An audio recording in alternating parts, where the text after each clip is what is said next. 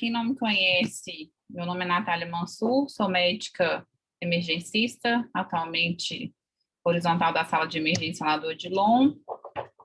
E aí, esse encontro hoje é pela residência do Odilon. A gente tem algumas pessoas convidadas de fora, sejam todos bem-vindos. A gente tem uma programação aí da semana, fiquem à vontade para participar com a gente. Hoje o tema é a intubação orotraqueal na COVID. Eu dei essa aula no ano passado, praticamente não mudou muita coisa. Eu não sou a pessoa mais experiente em intubação em COVID, na prática, né? Então, podem me interromper à vontade se tiverem outra experiência, se tem coisa que for utópica. Eu estava conversando com o Reginaldo aqui, né? Eu ganhei neném em junho, então, praticamente só esse ano que eu estou vivenciando na prática a pandemia. Então, experiências são muito bem-vindas. Bom, a aula vai falar mais de intubação e um pouquinho sobre os parâmetros, né, na ventilação pós-intubação e o que a gente tem que prestar atenção no pós-intubação. Nas aulas de amanhã e depois, a gente vai falar um pouco mais sobre isso, mas as indicações de intubação na COVID já mudaram de um ano para cá, né? Antes, né, lá quando eu dei essa aula no ano passado, a gente tinha uma tendência à intubação precoce. Isso começou a ser discutido e hoje a gente já sabe que, basicamente, as indicações de intubação são as mesmas do que as outras doenças, né? Então, uma hipoxemia que está persistente, ou você está vendo que está progressiva, já não está tendo mais recursos para tratar a hipoxemia do paciente, falência ventilatória, assim como todas as outras doenças, né? Hipercapnia, que a gente vai fazer uma gasometria para detectar, paciente que você está vendo que está fadigando, ou está fazendo apneia, ou tem algum indício de obstrução, tanto mecânica quanto alguma doença associada, né? Mecânica é mais difícil na COVID. O paciente está com esforço respiratório importante, às vezes vai estar saturando bem, mas você está vendo que o esforço vai chegar uma hora que o paciente vai falir. Alteração do estado mental também, como todas as outras, e condições associadas, como, por exemplo, choque e acidose grave.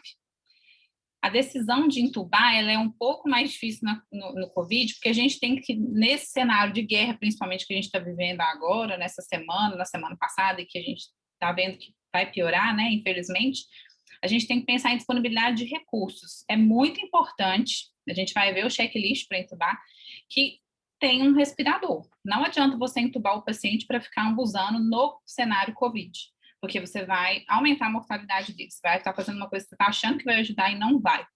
Então, para COVID, não tem essa de intubar para ficar ambusando se você não tiver um caminho certo nos próximos minutos de um ventilador, de um ambiente controlado para esse paciente.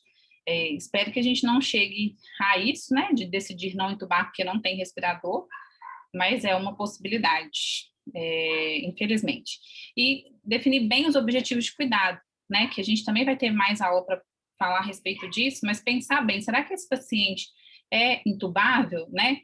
Quais são as comorbidades do paciente, definir, principalmente agora no cenário de guerra mesmo. Será que esse paciente tem a qualidade de vida, os prazeres, aquela conversa toda que a gente tem de cuidados paliativos, será que ele é realmente um candidato que vai se beneficiar de uma intubação, um tempo prolongado em CTI e chance de sair com muitas sequelas, se não for morrer, né? Porque a gente viu alguns estudos mostrando que a cada 10 pacientes são intubados, 8, infelizmente, não sobrevivem, provavelmente está para mais ou não, mas ter essa discussão antes de partir para mãos à obra do intubar, né? Esse é o checklist para intubação, que basicamente a aula a gente vai desmembrar ele, conversar um pouquinho sobre cada item, que a gente vai entender que intubar não é simplesmente colocar um tubo na goela, como diz o Zé Sérgio, né, que gosta de falar desse jeito. Então, vamos desmembrar todo o processo de intubação para diminuir eventos adversos e nos proteger e proteger o paciente.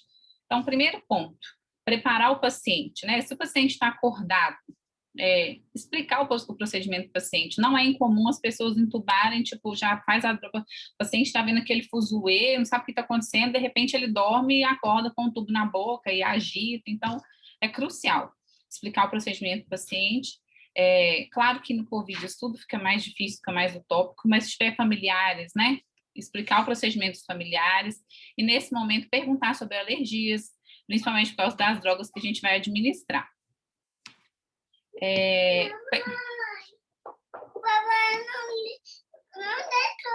Espera aí, gente, 2 segundos. Vamos lá entregar esse menino para o pai.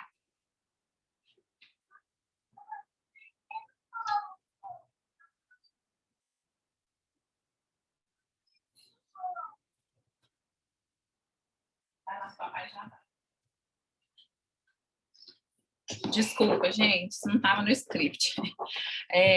Pensar nos preditores de intubação difícil, né? Sempre avaliar o paciente. Claro que se não for uma PCR, da maioria das vezes dá tempo da gente parar, avaliar o paciente, pensar se ele tem preditor de intubação difícil para a gente se preparar. Que é isso que a gente está falando. Então, se está vendo, né, tem um sinal de obstrução, pensar em prótese, sempre lembrar, tirar a prótese, né? Fazer o 332, uma lampate, mobilidade de pessoas, basicamente é o lema que a gente vai passar daqui mais para frente. E se a gente vê que tem preditor de intubação difícil, acionar a anestesiologia, cirurgia geral, para estar todo mundo ali já preparado. Então, esse é o lema, que a gente vai destrinchar ele agora. Então, avaliando a dificuldade de via aérea, né? O que é o lema? Ele antecipa a dificuldade da via aérea antes de intubar. E aí, com isso, a gente quer evitar complicações. Então, a gente vai ver a dificuldade e já vai pensar em planos alternativos quando você vê essa dificuldade. Então, L primeiro, né? Look externo ali. Você vai procurar os marcadores externos de dificuldade. Alguma marca prévia de TQT, né? Então, o paciente já fez TQT, já mexeu na via aérea, é um paciente que a gente vai ficar mais cabreiro, mais de olho para ver para possibilidade de dar alguma coisa errada com a intubação. Pescoço curto, abertura da boca pequena, alguma normalidade dos dentes, né? A mandíbula, tentar avaliar oclusão, se isso for possível, presença de barba, que pode ser um dificultador. O E, né? O que eu falei lá atrás, é do evaluate. Aí você vai 3, 3, 2. Então, tá aqui. Primeiro, né? O númerozinho 1 aqui. 3 dedos entre os dentes superiores e os inferiores. Paciente que tem abertura menor da boca, é mais difícil de você laringoscopar, de poder enxergar aquilo que você está precisando enxergar. O 2, né? De 3 dedos entre o mento e o ocioide. E o número 3 aqui, de 2 dedos entre o ocioide e a tireoide. Se tem menos do que isso aí que está preconizado, é um grande indício de que pode ser difícil entubar esse paciente, e aí a gente precisa fazer alguma coisa para prevenir. Uma lampate, né? Você prevê a visualização da glote, então, se isso for possível, você vai pedir o paciente para abrir a boca. 1 e 2, geralmente, é um paciente que você vai ver que vai ser fácil o acesso, né, ao tubo. E 3 já vai ser dificuldade moderada. E o 4 já é um paciente que você já fica, ixi, vai ser difícil, né? O O do Lemon é de obstrução ou obesidade, então você vai procurar aquilo que vai comprometer, né, como tudo isso que a gente está fazendo a passagem do tubo, e aí é procurar mesmo ativamente, hematoma cervical, tumor de cabeça e pescoço, se tiver história, se tiver algum indício, pela história clínica pensar algum sinal de epiglotite, e sempre lembrar de avaliar se não é presença de corpo estranho que está levando o paciente à necessidade de intubação. E o N, de neck mobility, então você vai testar mesmo, porque a gente vai precisar hiperestender o pescoço muitas vezes para entubar. Então, é preciso avaliar essa mobilidade antes. Às vezes o paciente tem alguma limitação que a gente não sabe, e aí só na hora que vai fazer a laringoscopia, que já deu as drogas, é que a gente vai ver. Então, lembrar de avaliar isso antes. E aqui o dificultador, né? Paciente com colar cervical é sempre mais difícil, algumas vezes a gente vai precisar entubar paciente com colar cervical, então já ficar atento que isso é uma possibilidade de complicação. Então, a gente viu os preditores de intubação difícil, e se a gente não conseguir intubar, pode ser que a gente precise ventilar o paciente por algum tempo, e isso é sempre muito ruim, né? Então, a gente também tem que avaliar os preditores de ventilação difícil. Então, basicamente, você vai tentar ver o paciente, ver, será que essa máscara vai fazer uma vedação legal? Então, principalmente o paciente idoso, né, já tem menos gordurinha aqui na região da bochecha, então não tem bochecha para preencher a vedação da máscara. Então, é um preditor de ventilação difícil. Obeso, né, muitas das vezes como age como uma obstrução mesmo, né? Ausência de dentes é o mesmo racional que eu estava falando da estrutura da face do idoso, né? O dente, ele dá uma sustentada na vedação da máscara, pode ser difícil também. E dentre outras coisas que também podem piorar a ventilação, a gente viu uma campanha grande da Covid para as pessoas tirarem barba, né? Então, assim como já foi falado em outros, como a gente falou, da intubação difícil, tumores, corpo estranho, isso tudo é anormalidade que pode dificultar a ventilação, a gente tem que ficar de olho. Além de língua muito grande, né? Edema de via aérea mesmo, se for uma anafilaxia, se for alguma outra situação, e as reações fisiológicas, como laringoespasmo, broncoespasmo, a gente sempre fica com mais preocupação em entubar e ventilar esse paciente. Aqui é um mnemônico, né, do MMMASC, que também é para ajudar a lembrar basicamente isso tudo que a gente falou, né, aumentando sons de apneia obstrutiva ou ronco, né, que é uma coisa que a gente ainda não tinha falado, e aqui, mesma coisa, um outro mnemônico obeso, né, sons de apneia, para a gente lembrar, mas eles são muito complementares, os preditores de intubação e ventilação. Hoje eu não amarrei as crianças, tá difícil aqui, mas tá indo. E aí, no preparo do paciente, a gente sempre pergunta, né, quando tá fazendo checklist, tem alguma condição do paciente a ser melhorada? Então, a gente precisa intubar sempre com 2 acessos, é o ideal. Algumas situações a gente vai ter que intubar só com 1, mas não façam isso, né? Tentem intubar com pelo menos 2 acessos. Tem que ressuscitar Deixa a mamãe dar aula aqui, vai lá, tá?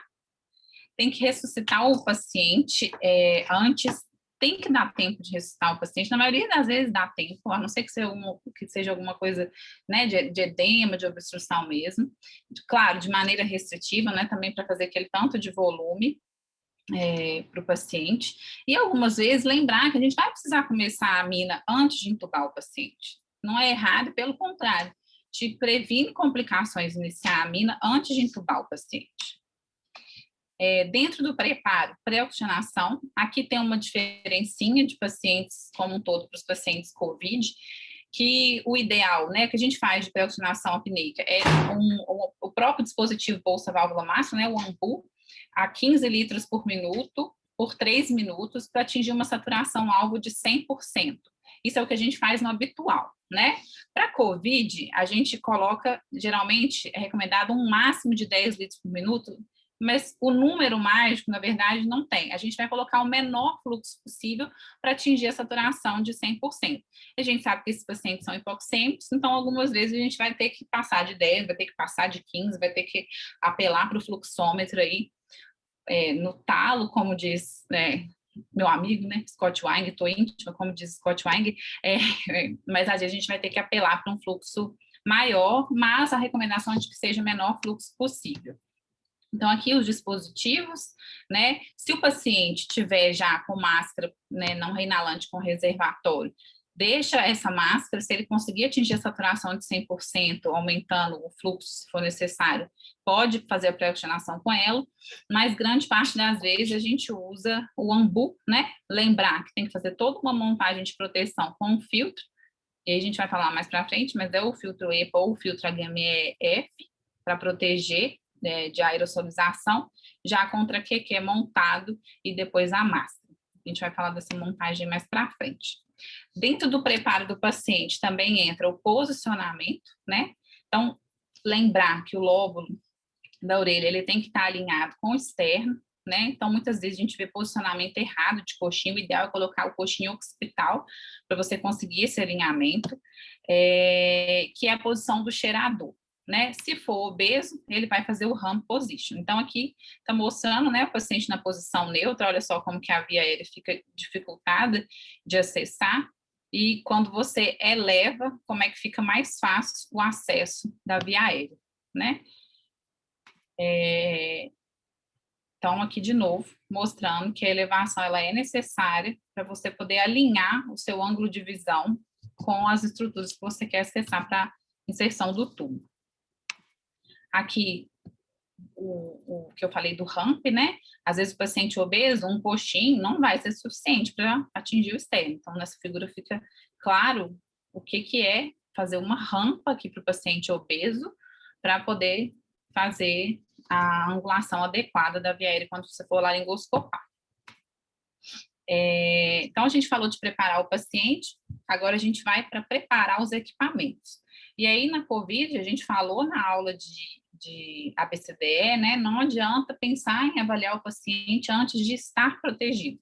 Antes do A do ABCDE tem uma estrelinha que somos nós, né? A estrelinha para lembrar, nós temos que estar paramentados antes de fazer exposição ao risco, né? E todos da equipe têm que estar vigilantes para o risco de autocontaminação. Então, para entubar, tem que ser N95, capote, óculos, gorro, face shield, no mínimo, né? Esse é o mínimo, no mínimo óculos, né? Se não tiver face shield. Então, esse é o mínimo para a gente pensar em entubar o paciente. Se tiver outras opções, que não é a nossa realidade, né? Melhor ainda, mas aquele lá é o mínimo que a gente precisa.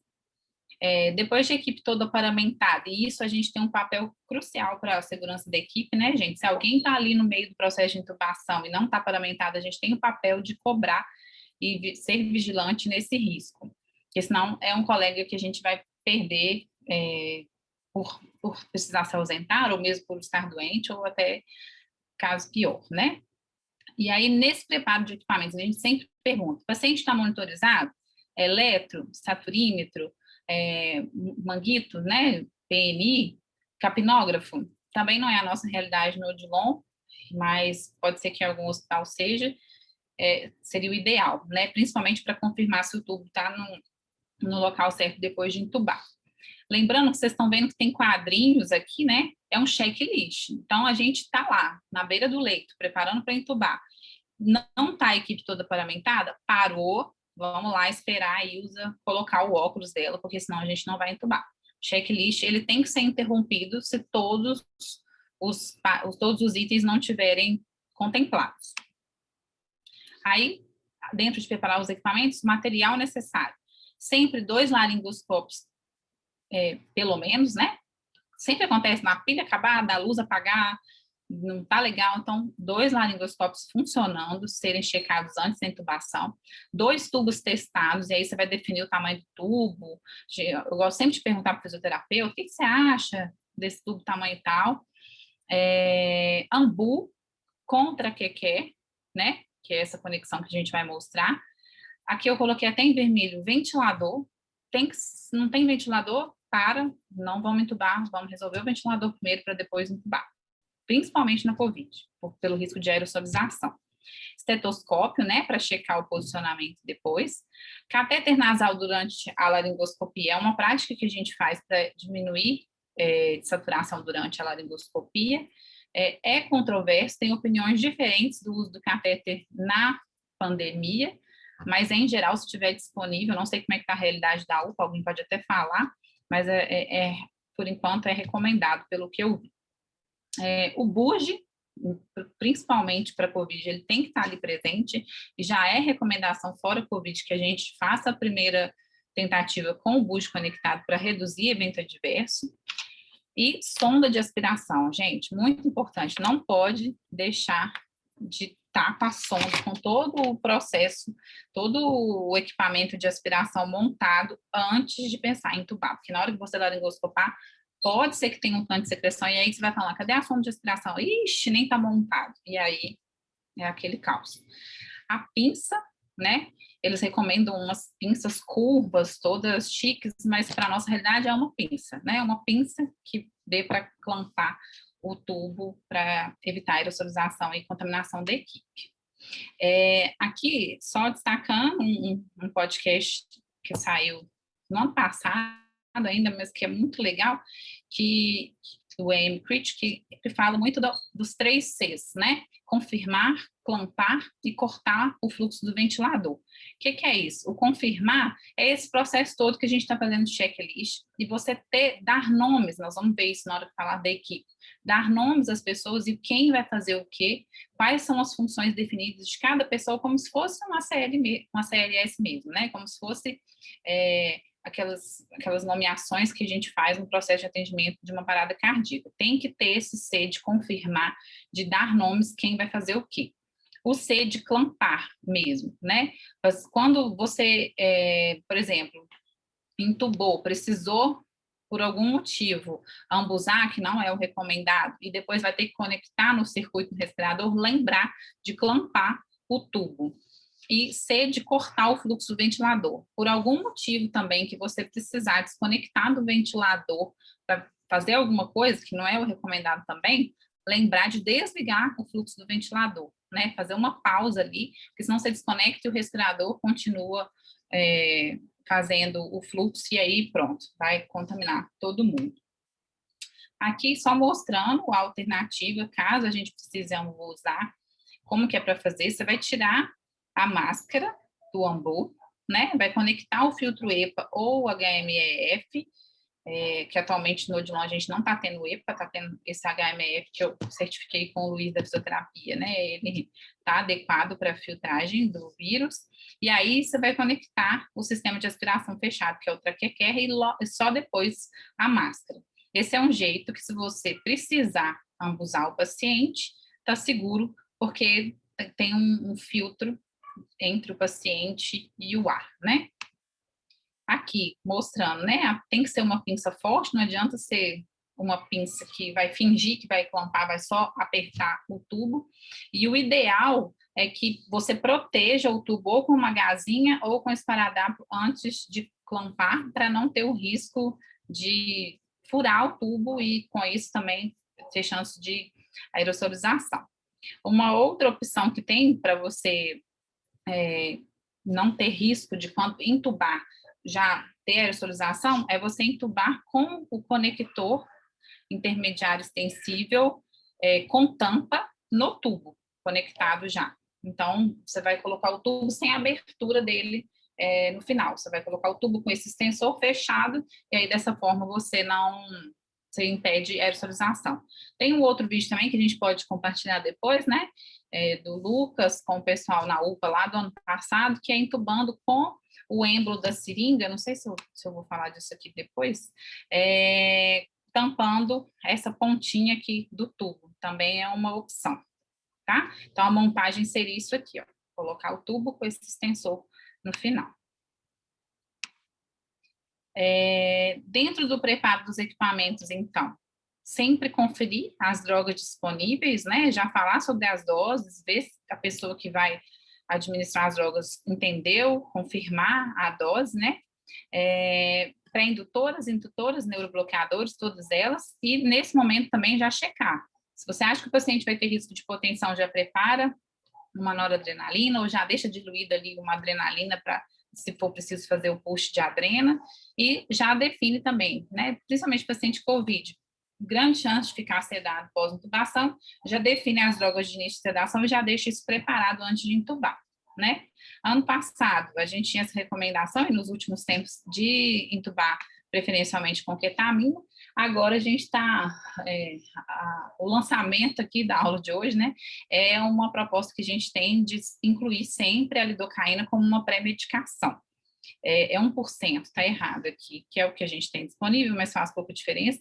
O que importa é a dose, de 1,5 miligrama por quilo. Então, essa a gente quer começar que as intubações sejam precedidas com a lidocaína, além de usar a ketamina, que aqui a gente até fez, a Luísa fez, vai compartilhar com vocês depois, a tabelinha já com as doses, com o peso já calculado. A ideia é que a gente premedique com lidocaína 1,5, aguarda 1 ou 2 minutos, e aí o sedativo ser a ketamina 2 miligramas. Para que usar a lidocaína? Para vários motivos, que a gente pode discutir mais detalhes depois, mas primeiro, uma forma de poupar um pouco da dose de ketamina.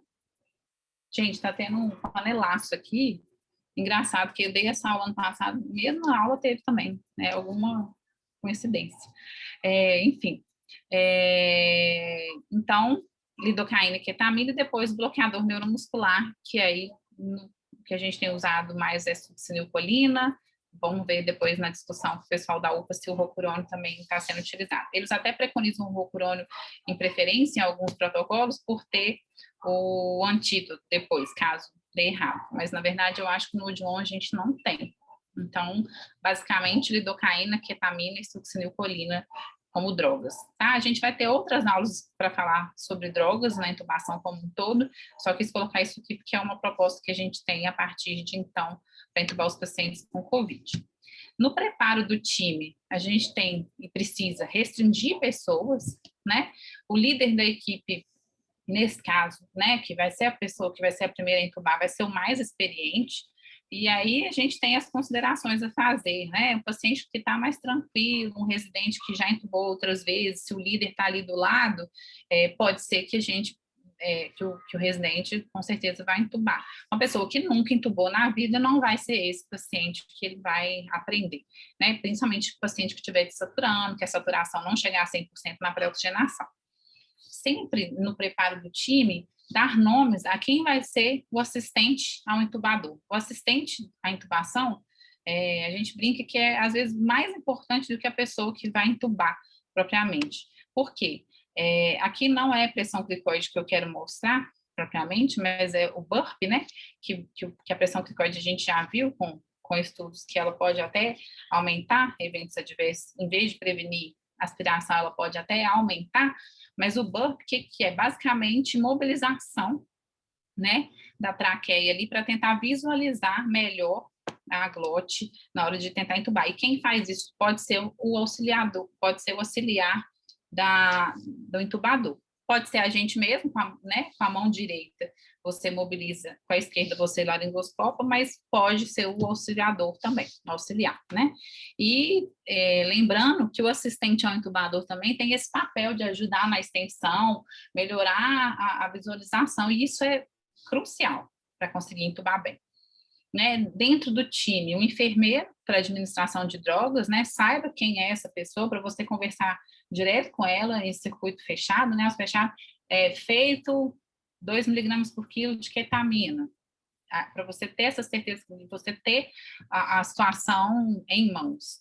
E sempre tem que dar nomes dentro do time, quem é a pessoa que vai chamar a ajuda adicional necessária. Então, isso entra no quê? A gente tem que fazer planos A, B, C, caso a gente não consiga entubar, o que vai acontecer depois? E precisa ter essa pessoa para quem vai correr e chamar o anestesista, caso a gente não consiga. Se for tiver muito preditor de intubação difícil, na verdade, o anestesista já vai estar ali do lado, ou até mesmo ele é que vai tentar intubar primeiro, né? Mas caso não teve preditor e o anestesista não estava ali nenhum cirurgião, tem que ter essa pessoa que vai sair correndo para chamar ajuda adicional, né? Se a gente passa os planos certinho, geralmente não precisa dessa pessoa sair correndo, porque a gente já preparou as dificuldades. Então, é esse ABC de planos que eu estou falando, né? Se a intubação for difícil, como é que a gente vai manter a oxigenação depois? Que é o plano de backup. Se eu não conseguir intubar, então nós vamos colocar a máscara laríngea, que tem sido mais recomendado para prevenção de aerosolização, né? Coloca a máscara laríngea, conecta no ambu com o traquequer e ambusa dessa forma até a gente resolver como é que vai ter a VL alternativa, definitiva. E aí, material de via aérea alternativa, se precisar fazer uma crico, se precisar de fazer, tem que estar disponível. Então, nessa hora do checklist, a gente pergunta onde está a maleta de via aérea difícil, onde está o material, caso a gente precise. E esse material, se tiver muito preditor de intubação difícil, já tem que estar ali do lado, de preferência a mesa montada com o material ali esperando, né? Se for uma complicação muito grande, inclusive que essa intubação seja feita no bloco, já um ambiente mais adequado. Então, a gente repassa, nesse momento de preparo das dificuldades, quais são as complicações que a gente está esperando. Olha, eu estou esperando que vai ficar muito potente, então a nora já tem que estar ali. Eu estou esperando que vai desaturar bastante, então tem que ser uma intubação mais rápida, com uma conexão imediata no respirador. Então, prever mesmo quais são as complicações esperadas.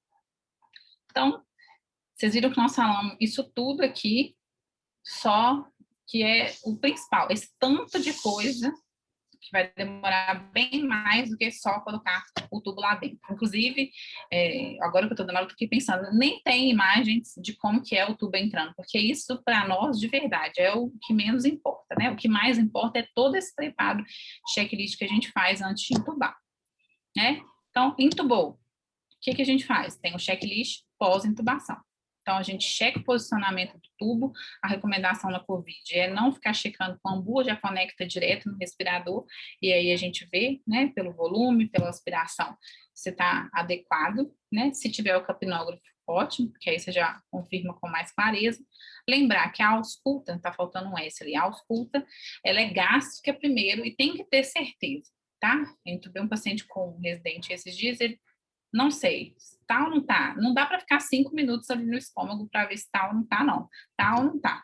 E dali a gente já tira o tubo e passa de novo, se for o caso. Então, ausculta gástrica primeiro, depois campo pulmonar direito e depois esquerdo. Conferiu, o tubo está lá, nós vamos repetir a avaliação ABCDE, né? Então, o tubo está lá, passou, vamos auscultar, como é que está a saturação, como é que está a pressão, alguma coisa neurológica, o paciente está acordando, repetiu o ABCDE mesmo. Aí a gente vai definir a ressuscitação, ó, foi hipotenso, vamos fazer tanto de volume, se não melhorar já vamos para ligar a amina. E aí, como a gente intubou com o paciente a 0 graus, essa hora, vamos elevar a cabeceira novamente? Não esquece disso, não é incomum. Intubou e saiu, e o paciente ficou lá a 0 graus, não sei quanto tempo, até que alguém veio, oh, posso elevar a cabeceira? Então, usa o checklist para isso, né?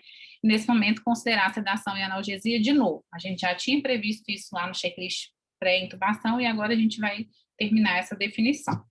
Ajustar o ventilador, os filtros, né?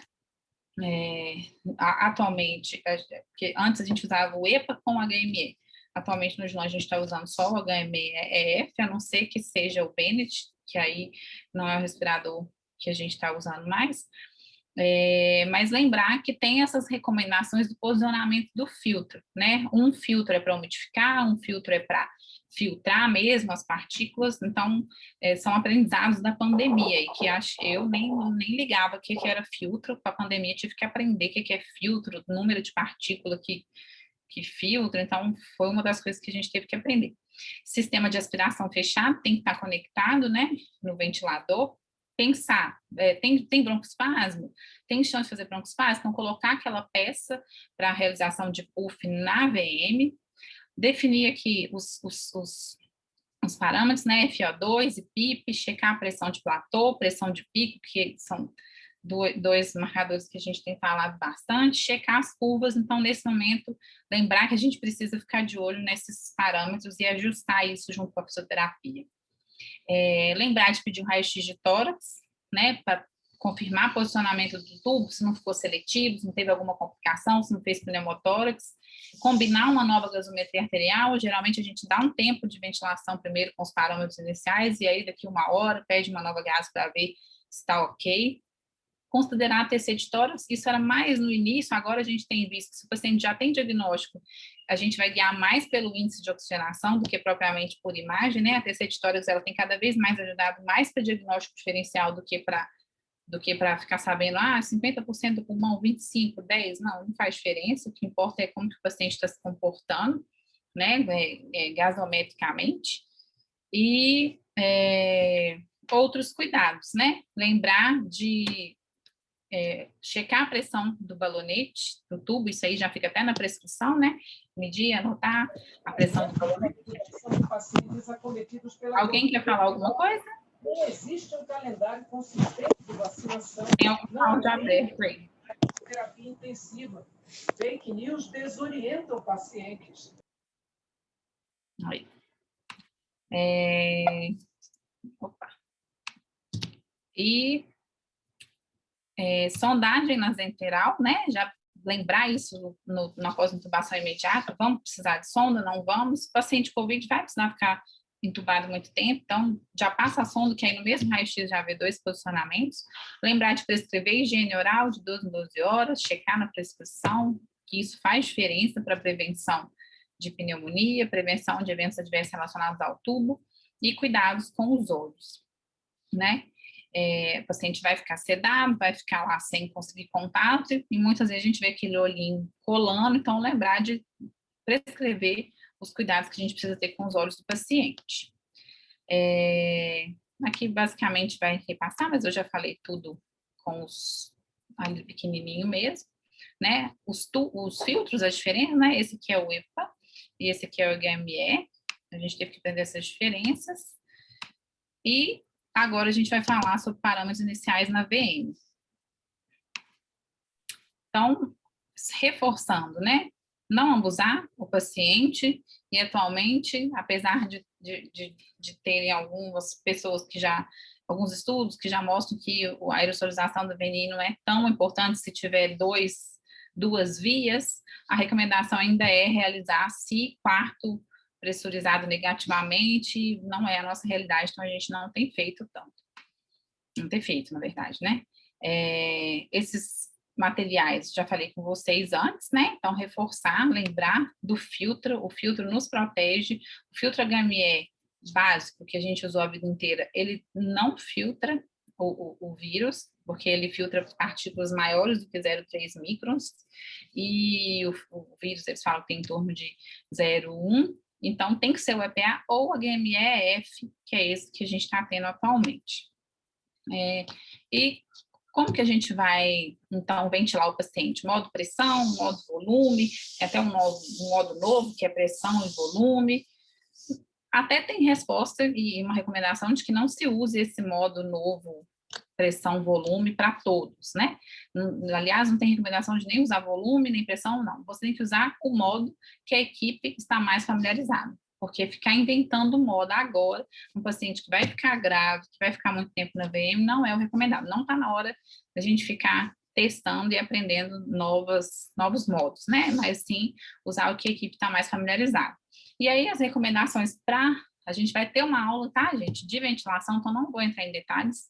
É basicamente saber o que eu coloco, como é que eu ajusto, caso por algum motivo não tenha fisioterapeuta quando eu entubar um paciente com COVID.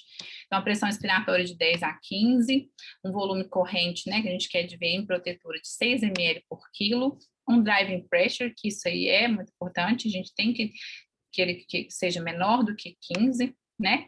A pressão de platô menor do que 30, uma frequência respiratória de 15 até 25, né, na verdade, que isso aí já até alterou, tempo inspiratório de 1 a 1,2 segundos, e uma PIP de 6 a 10, que também já tem uma tendência a começar com, no mínimo, uma PIP de 10, tá? FiO2 de 100%, quando você entubou, e aí, com o tempo, você vai tentando reduzir, o que a gente tem visto que muitas vezes não está conseguindo reduzir, né? A gente quer um mínimo de saturação de 90% a 95%. A sensibilidade que a gente mais usa no Odilon, estou falando na realidade do Odilon, é a Flux, então 3 a 4 litros por minuto, e é isso. Então, eu não vou entrar em detalhes da VM, porque semana que vem, se Deus quiser, né, Alice, vai ter uma aula em específica disso. Agora, acho que a gente tem um tempinho, 15 minutinhos aí, para a gente fazer perguntas. Natália, Oi. Que é a Maíra, residente da Clínica Médica, do Odilon. Eu tenho uma dúvida em relação à intubação com a traqueinha, aquele dispositivo que você até mostrou, o pessoal da fisioterapia chama de traqueinha, né? Que fecha o tubo. É porque uma vez eu fui intubar um paciente com o bugie. E aí, quando você usa o bugie, a traqueinha fica impossibilitada. Então, teoricamente, tipo, você não tá, assim, você não tá protegendo, né, a equipe, assim, da aerosolização. Então, assim, eu fiquei muito em dúvida, assim, será que eu tô fazendo errado de usar o bugie? Porque, assim, teoricamente, a gente tem recomendação de usar o bugie, né, de qualquer maneira. Mas acaba que a gente não consegue usar o dispositivo. Eu falei do vídeo do Lucas, a gente pode mandar depois, mas o melhor jeito de usar o bugie, o Léo tá aí, pode falar se não estiver sendo assim, é pegar um êmbolo da seringa, até tinha isso na minha aula, eu acho que eu peguei o slide atrasado dessa parte. Pegar aquela parte pretinha da seringa de 20 ml, e aí você coloca no tubo, e aí o bugie fazendo um buraco nesse êmbolo da seringa. Como é que vocês estão fazendo lá, Léo? Sem frescura. Sem frescura. Nenhuma. Maíra, essa dúvida é boa. A gente inventou um tanto de moda no começo da pandemia, né? Essa aula da Natália está super atualizada com o que a gente fazia lá no começo, né? E a gente foi largando algumas coisas para trás, porque a gente foi vendo que são um pouco práticas, né? Mas, assim, qual que é a coisa mais importante? 99% do que a Nath falou, a gente não mudou. A gente só está fazendo melhor. Mas qual que é a Não ia deixar passar, né? Mas é o seguinte, então são ajustes mesmo, é um pouquinho da experiência que a gente vai fazendo, e claro que a gente vai implementando as evidências indiretas que a gente tem para outros cenários. E a moral da história é: não erra o tubo. Você tem que entubar de primeiro. Você tem que entubar de primeiro, seu paciente não pode piorar, e se o seu paciente parar, é pior. Então, tudo parece óbvio, né? Mas o que você não quer? Você não quer colapso, você não quer ter que tentar de novo, você quer entubar mais rápido de primeiro, você quer ficar mais longe da via aérea. Então, tudo isso faz a gente ir tomando opções que vão garantir que aquela equipe que está entubando vai fazer tudo isso melhor. Então, a gente provavelmente vai usar muito pouquinho oclusão de tubo. Até mesmo, eu particularmente, eu não gosto nem de clampar, né? Os meninos continuam clampando. Mas é uma clampagem tão... Sabe quanto tempo o tubo fica clampado? 3 segundos. Porque é o tempo que você tirar o bugie. Demora. É o tempo que você clampa ali, você vira e passa o bugie. Então, é muito rápido. E o que a gente tem insistido? Faça um bloqueio neuromuscular adequado. Se o bloqueio neuromuscular for adequado, o paciente não está ventilando. Se o paciente não está ventilando, né, você está com a via aérea segura. A escolha das drogas vão ajudar. A lidocaína tem um pouquinho de efeito até aí, né? Um dos efeitos aí teóricos, que ela está até nas diretrizes aí brasileiras, internacionais, como pré-medicação, tem um pouco a ver com isso, né? Tem um pouco com a gente vê aí o tanto que as ações que ela podem ter para diminuir reflexo de tosse. Então, eles podem aumentar um pouquinho a segurança ainda, né? Então, ela tem uma série de vantagens aí para a gente pensar em usar ela um pouquinho mais, mas a gente está mais pensando hoje em economizar um pouquinho de ketamina também, e já fazer um pouco que nós vamos conversar nas próximas aulas de uma analgesia multimodal logo de cara mesmo, tem mais analgésico, por isso que a gente está querendo padronizar o uso. E tem bastante lidocaína, então a gente tem que usar, porque lançar a mão disso. Nessa mesma loja tem outras coisas aqui que eu vou abrir para o grupo conversar. Tem várias coisas que a gente acho que tem várias dúvidas práticas aqui que a gente vai colocando para tirar. Tem muita gente aqui muito experiente de entubar COVID, né? Bastante, né? Várias pessoas aqui. Eu não sou muito ladrão de tubo, mas foram pelo menos 40 aí. Então, a gente tenta evitar, né? Mas no começo a gente estava seguindo bem a rigor, assim, as pessoas mais experientes. Hoje é muito raro ter que entubar um paciente, né? Aconteceu eventualmente, né? Gente, vamos abrir as câmeras para a gente... Vamos abrir as câmeras, E queria a opinião dos intubadores e dos não intubadores aí para dúvidas práticas, tipo essa da Maíra. Maíra, então, ó, respondendo. Bugie é NNT de 7, né? Ou seja, para cada 7 pacientes que você entubar com bugie, você vai entubar um a mais com ele. Para cada 7 covids que você entubar sem bugie, vai precisar de 2 tubos. 2 tubos um covid é quase uma parada. Então, tá respondido, tá bom? Então, assim, isso aí, você use o bugie sempre, tá? Tudo que for atrapalhar seu bugie, não use.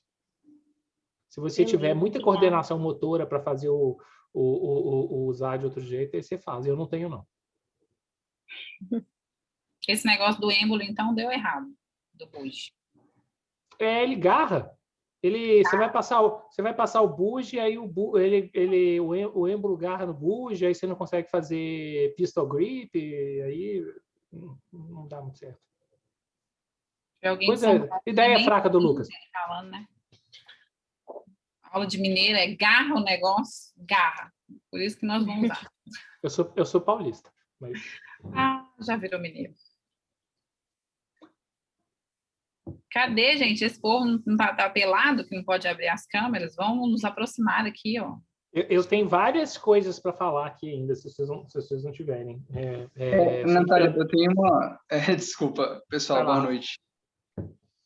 Eu sou Ramon, sou R2 de clínica do Odilon. Deixa eu ligar esse negócio aqui. Oi, boa noite. Tudo jóia? Eu tenho uma dúvida, na verdade, que eu não sei se às vezes é uma coisa que às vezes esse tema vai ser abordado na semana que vem, né? Que é a questão do papel da VNI nesse contexto de insuficiência respiratória por causa de COVID, que aparentemente parece que tem mostrado bons resultados recentemente. às vezes seria uma possibilidade de a gente aplicar nos setores isolados para tentar evitar tubo, alguma coisa do gênero? Como é que está sendo essa parte? Sim. O Ramon, essa é mais para a próxima aula, mas a gente pode fazer o seguinte, pegar um pouquinho da pergunta para a próxima aula e trazer para essa. Vamos pensar assim, a VNI ela pode ser uma estratégia, vamos dizer, definitiva, né? Ou ela pode ser uma estratégia temporária. O mais temporário da VNI possível, qual que é? O que você acha? Qual o uso mais curto, razoável da VNI que você já viu?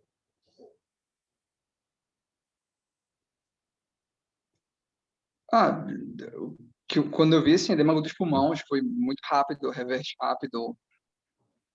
Já viu usar VNI uns 10 minutos e ficar satisfeito? Tá. Alguém aqui já teve essa experiência? Então, a gente vai Só usar... na pré-oxigenação, né? Mas, geralmente... Isso aí, pré-oxigenação, tá? Então, é a mesma coisa que a Maíra falou. Vamos imaginar aqui, né? Vem as fleumas aí, as preocupações aí que talvez elas entrem no caminho do bom cuidado. Não vamos usar o bujo, vamos incluir o negócio lá e você não entuba, dançou. Vai dar muito mais... a mesma coisa é a VNI. Você está preocupado lá de fazer VNI, de gerar aerosol, aí o paciente está saturando 90, na hora que você vai entubar ele para. E aí você vai virar aquela desgraça, né?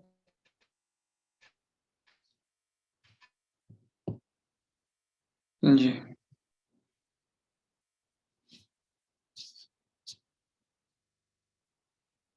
Acho que o Léo travou aí. Eu não sei a hora que eu parei, mas então, assim, faz uma analogia com o bujo, tá? Se aquilo ali fomentar a segurança e fomentar muito o sucesso do seu procedimento, a gente deve fazer. Então, o que a gente tem feito? Então, já vamos tirar aqui duas coisas práticas a gente fazendo. A gente usa o bujo sempre, 100%. E a gente pré-oxigena com pressão positiva todo paciente que no método tradicional não te deu uma saturação de segurança. Então, se a gente está lá querendo fazer o paciente está pré-oxigenando do jeito mais seguro possível, que foi aquele que a Nath falou, 8 a 10 litros. Agora, isso era antes, né? Agora, 8 a 10 litros nem entra na sala. 8 a 10 litros está de alta para a enfermaria. Então, né? 8 a 10 litros... 8 a 10 litros não é conosco. 8 a 10 litros é para os R1. Tá ótimo, 8 a 10 litros. Então, a gente não vai conseguir. Vai fazer uma pré-oxigenação sempre com fluxo maior. Né? Nós estamos vivendo aqui um cenário em que nós estamos entubando talvez um pouquinho tardio, né? Mas, em essência, vocês não vão ver isso, não. Tá? Então, vocês vão ver saturação com fluxo alto, aí vão ter que usar o que a Natália mostrou na aula passada, né? A técnica de compressão apropriada da bolsa máscara, né? Em vez de ser duplo C, duplo C, duplo E, o OK, né? E aí a gente... Como é que é o nome daquilo, Nath? VE Grip, né? VE Grip, né? Aí mudar um pouquinho para dar um pouquinho mais de segurança e usar de rotina, né? Tô vendo a Ana aqui, e a Andressa, né? Todos nós três sei que somos fãs da pré-oxigenação com a VNI, porque faz uma diferença, dá uma segurança, né? Você coloca um paciente que não passa de 89, 90, ele vai para 100 e você, às vezes, consegue entubar o paciente sem saturar, né? Então, mais uma coisa. Agora, só adiantando um pouquinho sobre a VNI, o melhor estudo que a gente tem é do JAMA, né? É um corte, ele é antigo ainda. Não vou dizer que esse é o melhor mais não, mas ainda é o mais citado. E a VNI teve o mesmo desfecho nesse estudo que o catéter nasal de alto fluxo. Então, a VNI é um dispositivo que ela pode ser utilizado. Qual que é o problema do Odilon? As interfaces. As nossas interfaces, elas são velhas, mal adaptadas, e aí o paciente não fica muito bem. Aí não adianta você pensar na VNI como estratégia de longo prazo se você não tem uma boa interface. Então, ela seria só uma interface temporária, né? Um exemplo de uma VNI que a gente usou recentemente. Tinha um paciente com vaga reservada na Santa Casa, com disponibilidade de catéter de alto fluxo. A gente optou por fazer 2 horas de VNI para ele antes dele ir para a Santa Casa, e ele foi com o catéter. A gente optou, né? Achou que ele valia a pena tentar, e ele foi para a Santa Casa para tentar o catéter de alto fluxo. Não sei como é que foi, como é que a história terminou, mas nós fizemos esse uso judicioso. Entendi. Boa pergunta. Obrigado.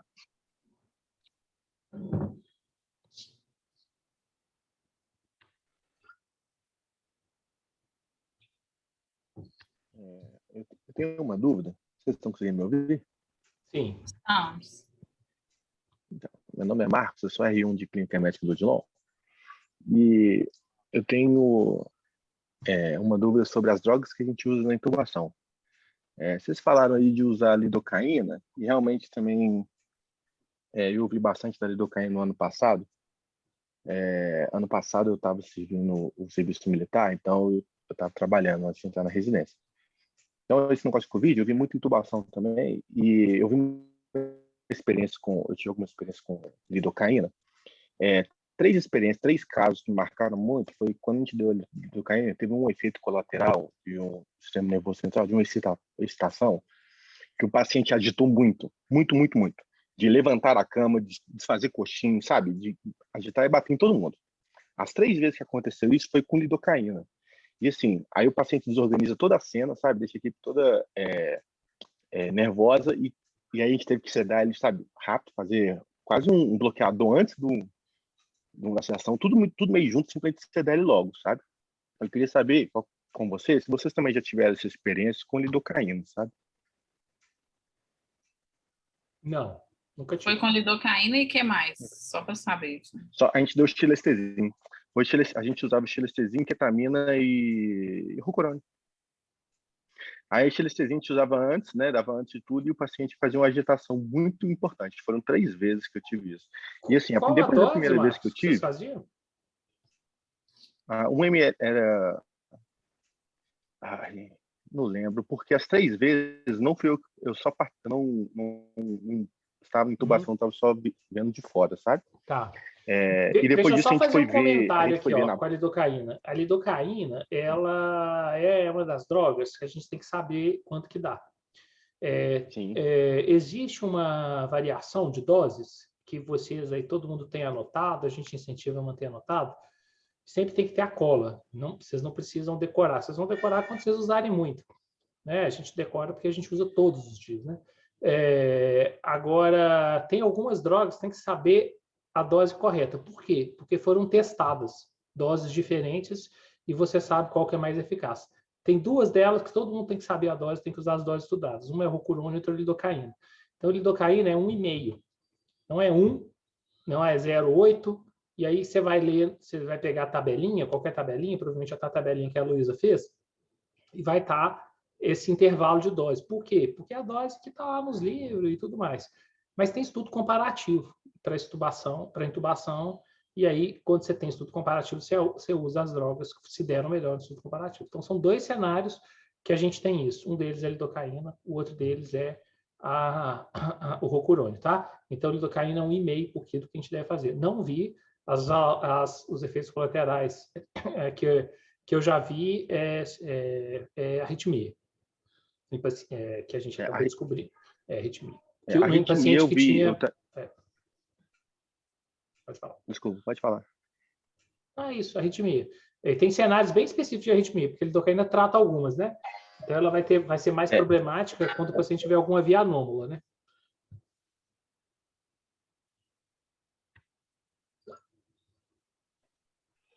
Eu tenho um comentário a fazer. Estão me escutando? Estamos, mas não estamos te vendo, Marlon. Nem vão ver. Estou malhando, não vão me ver mesmo, não. Não estamos vendo o seu cabelinho. Ele só fica de pijama. Não vão ver mesmo, não, que eu estou malhando, vou só dar o palpite aqui. Não, é porque esse comentário que foi feito aí agora, com relação à droga da intubação, eu acho muito importante salientar que, assim, toda vez que a gente lê sobre intubação, a gente vê lá, se o paciente tiver broncoespasmo, melhor essa droga. Se o paciente tiver hipertensão intracraniana, melhor essa droga. Eu sempre fui meio contra assim essa gama extensa de medicamentos para intubação, né? Eu acho que a gente precisa saber qual droga usar, no sentido de saber como ela age, o que eu espero de efeito colateral para ela, o que eu posso prever de complicações em relação ao uso dela. Então, por exemplo, eu já tenho algum tempo de formado, intubei bastante, mas eu tenho uma prática com o uso de lidocaína para intubação próxima de zero. Eu não vou chegar no meu próximo plantão, não pretendo intubar um paciente com lidocaína sem um Léo, por exemplo, aí do lado, que já tem uma experiência com lidocaína antes, ou ler sobre o assunto, saber quais são os efeitos colaterais. Então, acho que a gente precisa ter essa segurança, saber o medicamento que a gente está usando, quais efeitos colaterais ele pode acontecer e o que você vai fazer se esse efeito colateral surgir. Então, se a gente sabe o efeito colateral do fentanil, se a gente sabe o efeito colateral da ketamina, às vezes a gente pode aspirar um pouquinho do midazolam para poder parar aquele efeito, né, da dissociação. Então, acho que tem que tomar um pouquinho de cuidado. Também com o rocurônio foi a mesma coisa, a gente sabia intubar muito bem com succinilcolina, foi intubar com o rocurônio, teve um processo de aprendizagem, então tem que tomar cuidado com essas novas regras, né, ou definições, vamos intubar só com lidocaína agora, mas se você não estiver preparado, entenda esse processo de preparação, de estar ciente e como usar a droga, como o Léo falou, estudar direitinho, ver a dose para poder ter consciência do que está fazendo o procedimento. Omar, foi muito bom esse comentário, né? Para reforçar assim que vocês nem sempre precisam obedecer o que a gente manda, tem que pensar. Tá? A gente espera de vocês isso, viu? A gente espera que vocês tenham um ceticismo esclarecido, né? E esse comentário do Marlon é de alguém bem desobediente mesmo, é o que a gente espera de vocês. É típico de alguém que formou no Odilon. Então é isso mesmo. Não vamos sair fazendo porque a gente está falando. Agora a gente vai pegar um pouquinho de... vocês têm que ser convencidos de que vale a pena, né? Aí estou querendo convencer vocês que vale a pena um pouquinho pela segurança que a gente tem, tirando a notória série de casos do Marcos, né? 3 é uma série de casos, né? Dá até para publicar. E aí, com certeza, lidocaína devia ter cloroquina, né? Então, vamos ter que não é um efeito comum, definitivamente, viu, Marcos? Inclusive, a gente usou por anos e anos aqui, toda a minha experiência, que foi bem razoável, porque virou uma moda. Teve um tempo que não sei se tem muita gente aqui que sobrou ainda dessa época, a Nath até era residente nessa época, a gente pegou, fazia hipertensão, intubava todo paciente neurológico com lidocaína, ketamina e rocurônio, e aí foi portanto, né? E quem está no Odilon sabe que a gente tem pouquinho paciente neurológico, né? Então a gente intubou bastante e realmente nunca tivemos experiência. Agora, nesse momento, por que é isso? Um racional que é razoável de diminuir tosse e laringoespasmo, que pode ser interessante nesse cenário, poupar a dose de ketamina e, em especial, para mim, assim, o que mais me motiva, a gente já teve vários casos, para ter uma analgesia multimodal nesse paciente que é muito difícil de conseguir uma série de analgesia mais profunda, esse paciente do COVID. E aí, com essa combinação de mais drogas, ele fica adaptado mais precocemente no tubo. E aí, quem já intubou sabe que começa a subir sedação, quando vai ver, né, a sedação já está com 30, 40, o paciente já está chocando, e é porque a gente está fazendo estratégias aí de subir a sedação contínua em vez de atingir. Então, é um pouquinho dessa ideia já, que a gente já quer misturar com a próxima conversa que a gente vai ter sobre tentar otimizar a série da analgesia para esses pacientes. Então, é um pouquinho de tudo, é um pouquinho dessa combinação. A gente vai pegar a experiência, né, porque está intubando pouco Covid, né? Alguém está perguntando no chat aqui se é 1,5 para os dois. É 1,5 miligrama por quilo de lidocaína e 2 miligramas de ketamina é a nossa... 1,5 para lidocaína e para rocurônio, porque é parecida a dose, é bom de guardar. A ketamina é 2. A ketamina é 2 ou 3, mas com 2, depois de ser feita a lidocaína, muito provavelmente vai ser suficiente. E aí, vocês estão falando de rocurônio, que é outra coisa da aula, né? Então, está intubando todo mundo com rocurônio, né? Porque já tem uma pessoa mais experiente lá e aí está usando rocurônio. Nath, boa lembrança. Muito bem. Uma tem a gente o rocurônio tem antídoto. Vamos imaginar que no Odilon tinha antídoto. A gente vai usar antídoto para um paciente COVID que a gente está querendo entubar? Se você não conseguir entubar esse paciente, ele morreu, gente. Tem antídoto, entendeu? Ou entuba ou morre, porque você não está entubando. Nós estamos falando de um paciente que está indo para o tubo num cenário de falência respiratória máxima, né? Esse cara, se você não adianta ter antídoto, não ter antídoto. Então, a gente não tem essa coisa de... Está até na diretriz aí da Abramed, da AMIB, francamente, não consigo entender muito ter antídoto para esses pacientes, né? Porque, se for o caso, bota na pressão positiva ali, na VNI, que é o que a gente acaba fazendo, bota em pressão controlada e vai ventilando ali, que com certeza vai ser melhor do que fazer antídoto nesse cenário. Mas é porque não tem muito jeito, ou entuba, né? Você vai precisar, aí é o que a Nath falou, você vai precisar de outras estratégias para que o tubo não falhe, né? E a máscara laríngea, ela pode funcionar. O Marlon, nós estava aqui, nós precisamos usar máscara laríngea no paciente outro dia lá, eu nem queria entubar, estava tão bom na máscara laríngea, que a gente estava, não, vamos entubar não, essa máscara laríngea está ventilando melhor que esse 100% da máscara laríngea está um sucesso. Então, ele precisa não tem esse negócio de reverter bloqueio, não. E o que a gente acha de vantagem do rocurônio? Você consegue otimizar a ventilação, como esse bloqueio vai durar aí mais tempo, minutos, aí, poucas horas às vezes, não chega a ser muito, mas pelo menos 1, 2 horas, às vezes, você consegue ajustar a ventilação apropriadamente, né? Então, enquanto que o Quelicin você virou ali, já acabou o efeito dele e tudo. Então, o rocurônio, me parece, continuo defendendo aí, a gente preferir, não é por causa de antídoto, não, é porque você já vai adaptar melhor esse paciente aí na ventilação. E faz uma diferença no COVID. Para o resto, acho que não, mas no COVID, vixe.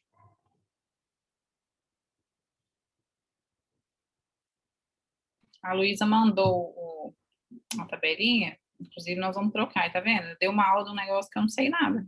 Vamos trocar o succinil por rocurônio lá na tabelinha. Vamos. Não, o Quelicin a gente está usando em muitos lugares por falta de rocurônio. Nós ficamos sem rocurônio aqui no Odilon essa semana, então a gente, todo mundo que está aí, quem estava nesse final de semana, teve que entubar com Quelicin. Nós temos que deixar os dois lá mesmo. É só que a gente vai preferir o rocurônio, mas o Quelicin, para entubar, os dois são ótimos, né? A vantagem do rocurônio é que ele vai dar vai ajudar a gente um pouquinho mais aí a ajustar a mecânica ventilatória. Luísa, falei com ela, já pôs os dois. Ela tá aqui me mandando mensagem já. KKKK. Luísa.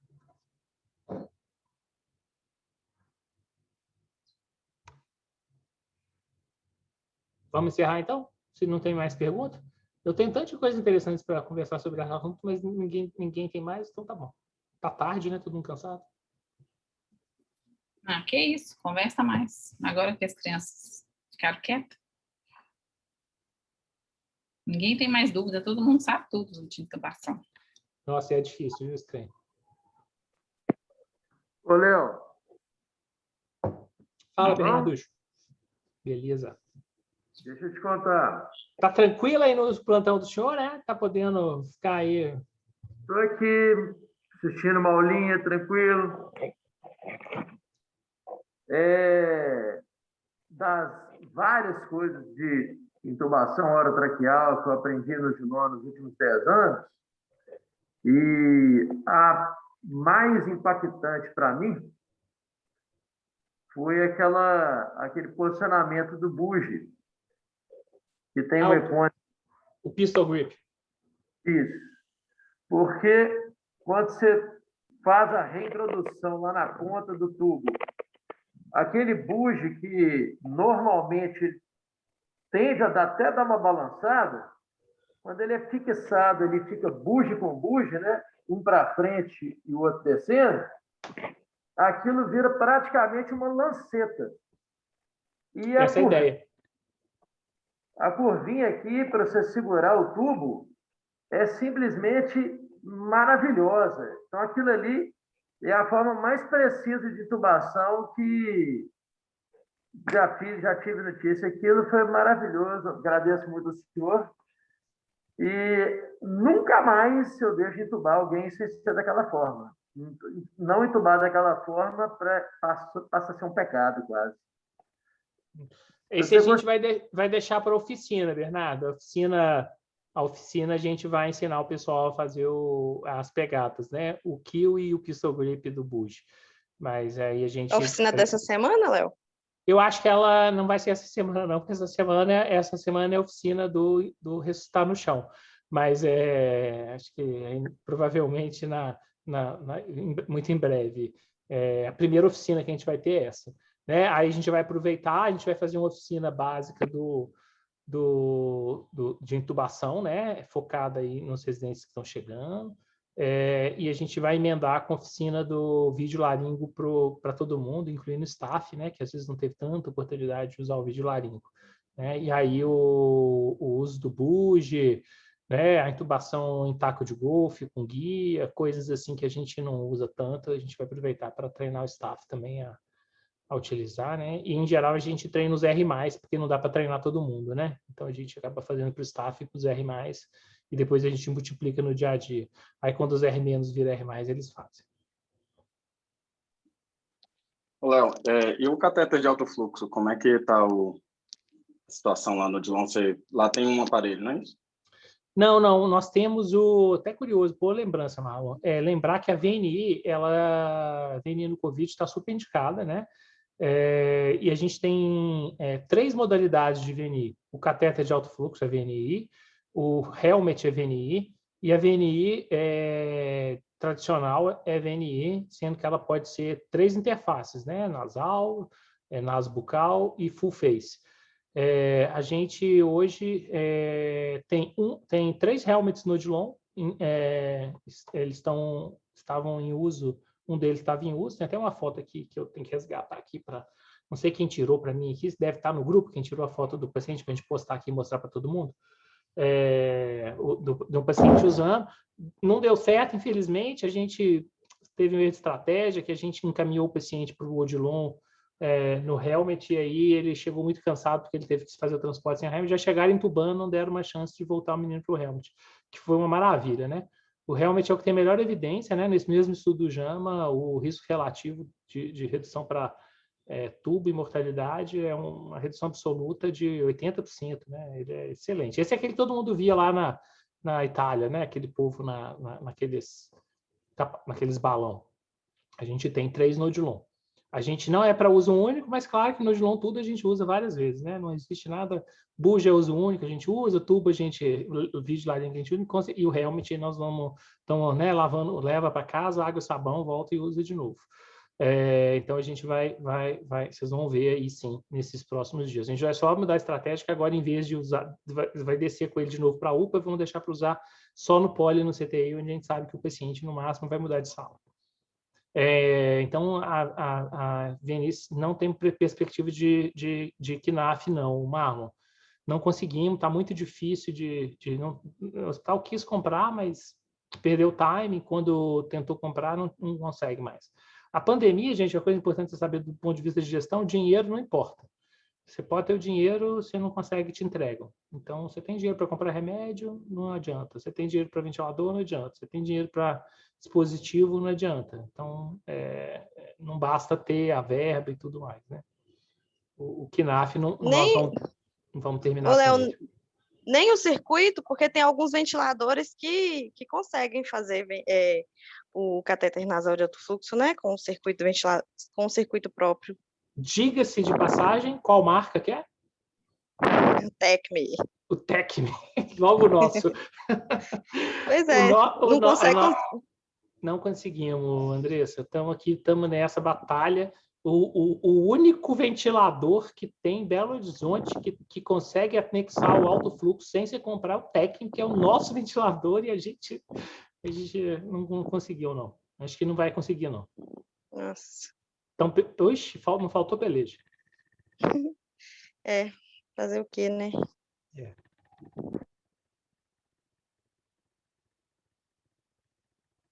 Mais perguntas? vamos encerrando.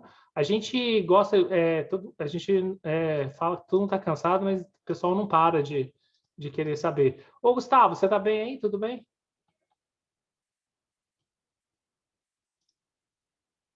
Estou bem sim, Léo. Obrigado por perguntar. Então tá bom. Então é isso, né? Acho que tá bom. Eu tinha feito até uma enquete aqui para a gente carregar, mas ficou tarde, sobre esse uso desses dispositivos pré-intubação. Nas próximas aulas a gente vai usar. Vou fazer só um testezinho, só para vocês já salvarem de uma vez. Todo mundo abre a tela do Google e digita aí www.mente.com.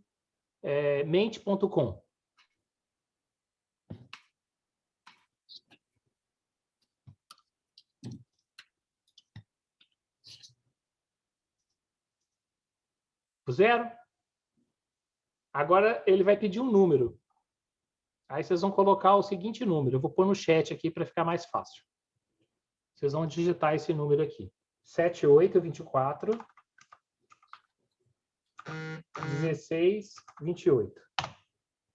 Aí vocês vão digitar esse número e vocês vão ter acesso a uma enquete.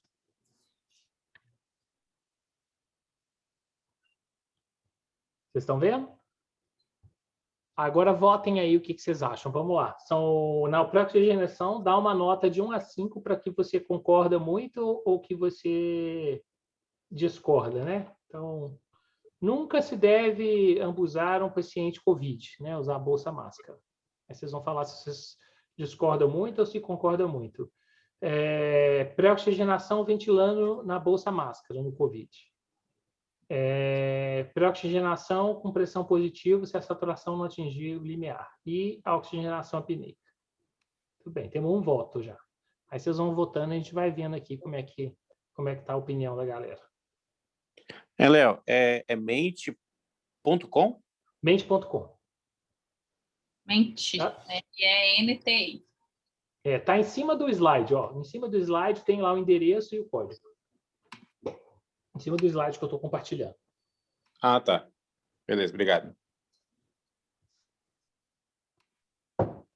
Hoje um residente antigo que fez o curso de MBM... Qual o número de novo? Ele está no topo do slide que está sendo compartilhado. E está no chat.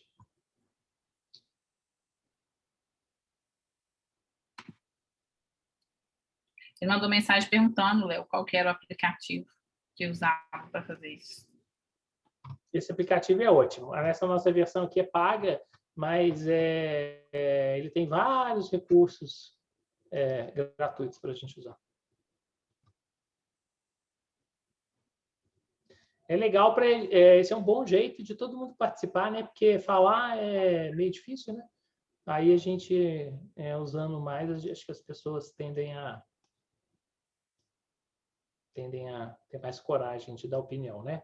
Beleza, ó, 12 pessoas votaram, né? Aí a gente pode dar uma olhadinha nas tendências aqui, né? Então, a turma está bem em cima do muro aí sobre não abusar um paciente com COVID, né? Com bolsa máscara. Né? Você não está compartilhando não, né? Tela não. Uai, eu tô. Vocês estão vendo? Eu não tô, não. A minha tela... Tô vendo. Tô vendo aqui. Eita, então eu... Você deve estar com a sua tela fixada, Nath.